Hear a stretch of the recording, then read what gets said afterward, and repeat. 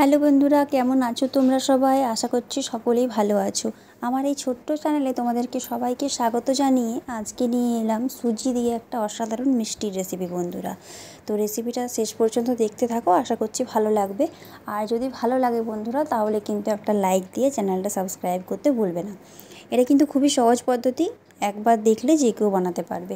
আর একদম নরম বন্ধুরা মিষ্টিটা। তো এই ইউনিক মিষ্টিটা তোমরা দেখে নাও, চলো।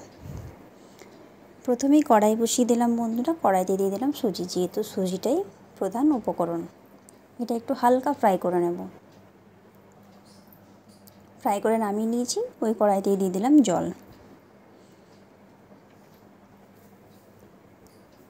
জল দেওয়ার পর এরপর ফ্রাই করা সুজিটা আমি এর মধ্যে দিয়ে দেব। তো দেখো দিয়ে দিলাম। এটাকে এইভাবে শুকনো শুকনো করে নামিয়ে নিতে হবে। দেখো শুকনো হয়ে গেছে, এরপর নামিয়ে নেব। একটা বাটিতে নামিয়ে নিলাম বন্ধুরা। এরপর এর মধ্যে দিয়ে দেবো সামান্য ঘি। এরপর এটাকে মেখে নেব খুব ভালোভাবে কিন্তু নরম করে মাখতে হবে বন্ধুরা। এই দেখো এরপর একটা গোল লেচি করে নিলাম। এইভাবে মিষ্টির আকারে তৈরি করে নেব। আর একটু চ্যাপ্টা করব। এই দেখো বন্ধুরা, ঠিক এইভাবে বানাতে হবে। এভাবে আমি সবগুলো বানিয়ে নেব। তো দেখো এখানে সবগুলো বানিয়ে নিয়েছি বন্ধুরা।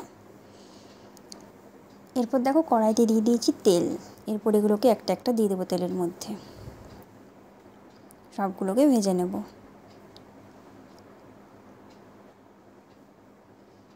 এগুলোকে নামিয়ে নেব এরপর।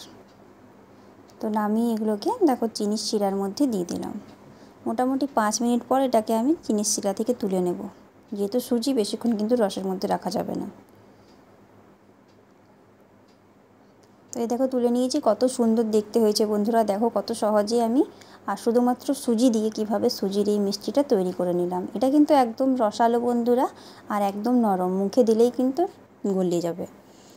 তো বন্ধুরা তোমাদের রেসিপিটা কেমন লাগলো কমেন্টসের মাধ্যমে জানাতে কিন্তু ভুলবে না। আর রেসিপিটা কিন্তু একদম সহজ, তোমরা নিজেরাই দেখলে যে কেউ দেখলে একবারেই কিন্তু বানাতে পারবে। তো রেসিপিটা যদি ভালো লেগে থাকে অবশ্যই বাড়িতে একবার বানিয়ে খেয়ে দেখবে, আর কেমন হয়েছে সেটা আমাকে কমেন্টসের মাধ্যমে জানাবে।